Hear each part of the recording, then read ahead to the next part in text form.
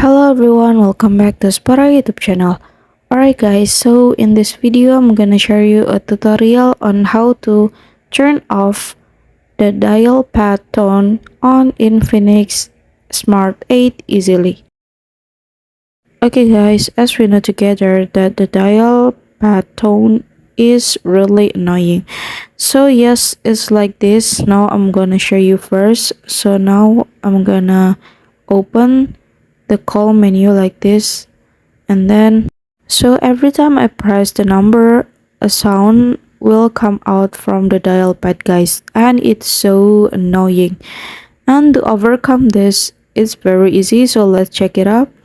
And first thing first you have to do is you can go to settings menu like this, and then you can scroll down a little bit and we can go to sound and vibration.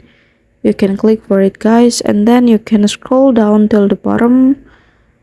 Okay, this, and we can go to advanced option on the bottom. So this is, and I will turn off the dial pad tone.